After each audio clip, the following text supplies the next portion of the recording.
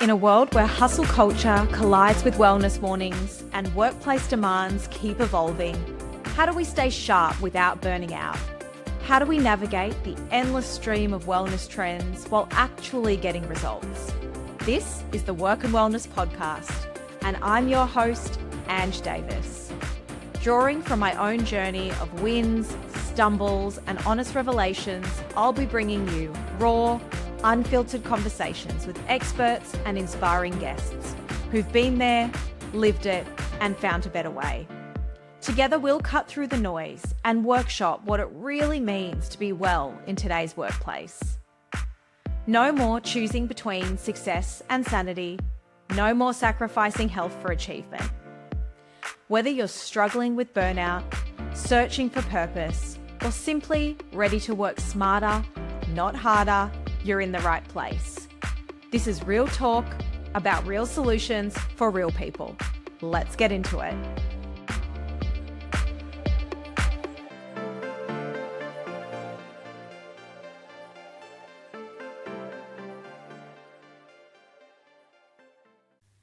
Hello friends, welcome to the show. In today's episode, we are going to be covering something that I like to call the accidental counsellor. We often find ourselves supporting someone's mental health at work or in friendship situations or in family situations, not because we're trained for it, but because we're the person that they can trust or we're the one there when things get hard. But we're often not equipped with the skills to have conversations. And I've been having a lot of conversations lately with people who feel like they're in situations where they're helping people through tough times, but not necessarily feeling like they have the tools or the skills to have a really productive and helpful conversation with someone. And I'll never forget a story that early on in my HR career, it was an experience that I think will really shape the way that I had these conversations for the rest of my life. And what happened was I was in HR. I was having a performance conversation with an individual and their leader, and that person ran out of the room at a time that didn't really make sense. You know, it was a very low-key conversation, and that person ran out of the room and didn't come back. And so I followed her out of the room, and she ended up going into a public toilet cubicle in a shopping center and locking herself in there and saying it was her safe space. And that was really the first time I had ever dealt with a scenario like that.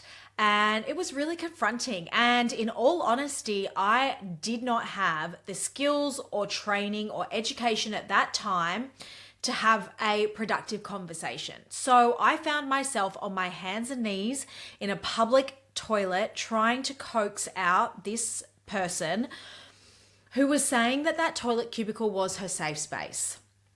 She had enough foresight to say there's a piece of paper on my desk, and I went back to her desk and got that piece of paper, and it was from her psychiatrist. And this person experienced psychosis, and she was in a state where she was experiencing a bout of psychosis. And on that piece of paper was very clear instructions of how to deal with the situation if that were to occur. And thank goodness for that piece of paper, because that allowed me to help her in the best way that I could. But it really did bring to the forefront how important it is to have the skills to have a conversation when someone is struggling with their mental health or when they're in a crisis. And I have that now because I am a mental health first aid instructor, but I wanted to share today some really practical ways to have a conversation using a couple of frameworks if you're ever in a situation where you feel like you're having that chat with someone and you're just not sure what to do. Because I think we just end up having those conversations more and more. There are a lot of people really struggling with their mental health or dealing with people who struggle with their mental health. And so today's episode is really aimed at equipping you with the skills to be able to have productive conversations with someone who's struggling. when you're not a psychologist. So what do you do when someone isn't okay? One of the most practical tools that I teach, and you may have heard of, is the 3 R's, which is recognize, respond, and refer. So recognize means noticing changes. Someone's mood might be off. They might be missing deadlines at work. They might always respond to your texts or always be up for a coffee and a walk, and they start to withdraw a little more. They're more reactive or they seem flat. It doesn't mean that you're jumping to conclusions. It's really just about noticing what's different. When you know someone acts in a certain way and you're noticing a change in their behavior, that's when it might be good to be curious to recognize that something might be going on. Most people won't come out and say that they're struggling, and that's why this recognize step is really important. And it's not about diagnosing. We're not equipped to diagnose someone, but it's just about tuning into someone who you work with or you care about and noticing when something might be challenging for them. The second R is respond. This is where a lot of people hesitate because they don't feel like they're equipped or know what to do. What do I say? What if I make it worse? They're often the things that go through people's minds, but you don't need the perfect words. You just need to show genuine care. And that's really all people are looking for when they're struggling. I use another simple framework within this respond, and it's ALEC, A-L-E-C. Ask how they're going. Really important when you take this ask step to consider, number one, your state. Am I in the state that if someone says I'm not going okay, that you are well enough and mentally strong enough and resilient enough to respond in a productive way? Because we're not always in a mental state where we're able to help either. So understanding and checking in with yourself first. Am I in a state where I can ask? And then taking note of your surroundings. Often we don't want to ask in a busy place, a busy workplace, a busy cafe. You want it to be private enough so that if the person is having a tough time, they feel like they can open up. L is listen without trying to fix it. So listening not judgmentally and not trying to fix it, just actively listening is the L. E is encourage action. That might be EAP at work. It might be a GP. It might be just helping the person make an appointment with someone who's able to help them. And then the C, check in. Even a message or a text, a call, a voice note over the next couple of days to check in, just to show that you care and to check in. The person might not want to divulge or let you know everything that's going on, but just letting them know that they're cared for and that you're there if they ever need to talk can be really helpful. So I'm going to say that framework again. We've recognized something might be not right. We respond by using the ALEC framework. So ask how they're going gently and in private and when you're in a good mental state. Listen without trying to fix it. Allow silence. Silence is okay. Don't feel like you need to fill the space. Encourage action like a work EAP or helping them make a GP appointment, and then checking in after that. So it's not about always having the solutions. We often won't have the solutions. It's just about creating space for the person when they're struggling. And then the final R. So we've recognized and responded. And then the final R is refer. So we are typically not psychologists and we are not our friends or family or colleagues' therapists, but we can be the link to support. Because often when people are struggling, they're feeling overwhelmed, and the thought of even trying to find a therapist or book a GP appointment can be completely overwhelming. So helping to refer to one of those and help them make an appointment can be really helpful. If you struggle to find them a doctor's appointment or get into a GP, even things like Beyond Blue or Lifeline can be really helpful resources as well. Having the information ready when you go into a conversation like that can be really helpful. Something that I do is I have the phone numbers of Lifeline and a couple of other help services saved in my phone so that if ever I need to pass that contact on, I can just share the contact with someone who might be struggling. It's really important too, once you refer someone, just to follow up again and check in, because that turns a one-off conversation into genuine support for the person, and to let them know that you're there if they ever need help when they're struggling, or if maybe they want to debrief after a session with the person who is professionally helping them. Now, it is completely normal to have a little bit of fear around having these conversations. And often what comes up are things like, what if I say the wrong thing? What if they get emotional? What if I get emotional when they get emotional? What if I don't have time? What if I care too much and take on the problem? Or what if they tell me something serious and I don't know what to do? These are all completely valid concerns and fears.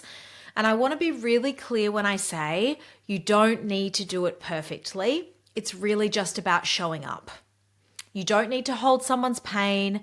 It's just about acknowledging it, being there to listen, and connecting them to professional help. Boundaries are really important here as well, because you can care without carrying the load, and you can support without solving their problem.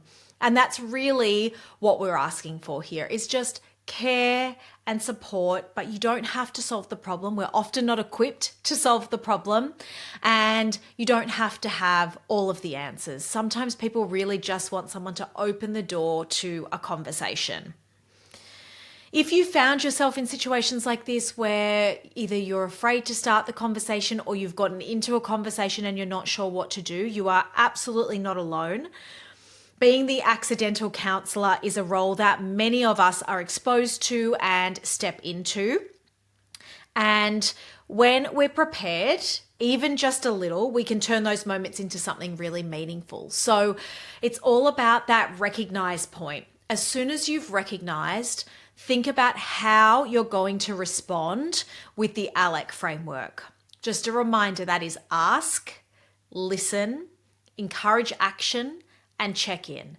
So you can prepare for these conversations if you feel like you recognize that someone is not doing so well, or if not, you've got that framework you can pop into your pocket and practice as well. But at the end of the day, we are really just here to support either our colleagues or our friends or our family in the best way we can. And sometimes even just asking if someone's okay, being there to listen to their response and referring them onto professional help can make a complete difference in someone's life and in their mental health. And ultimately, I think the more we can have these conversations, the better everyone's mental health will be. I think it's not easy, it's tough, but with the right framework, recognize, respond, refer, and then ALEC, ask, listen, encourage action, and check in. Hopefully it gives you the framework where you feel confident to have these conversations.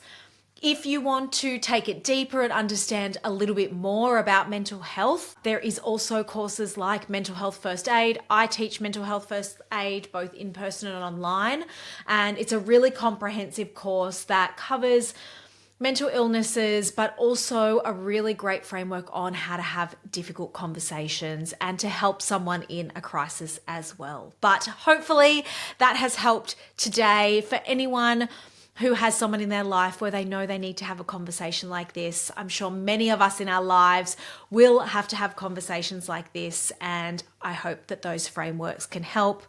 If you know someone who needs some help having those conversations, feel free to send them this episode. Thanks for listening. Thanks for joining me on Work and Wellness. If today's episode resonated with you, remember, someone in your network might need to hear this too. Share it with a colleague or friend who could use these insights. I'd love to keep the conversation going, so find us on Instagram at Mind Your Grit, where we share daily tips and continue these discussions. And if you found value in today's episode, please take time to rate and review the show. It makes such a huge difference and helps other people discover conversations they might really need. Don't forget to hit subscribe so you never miss an episode. Each week, we're building a community of people who believe that success and well-being go hand in hand. You can find the notes, resources, and links from today's episode at mindyourgrit.com. This is Work and Wellness with Davies. Your work matters, your wellness matters, and this is where it all comes together. See you next week.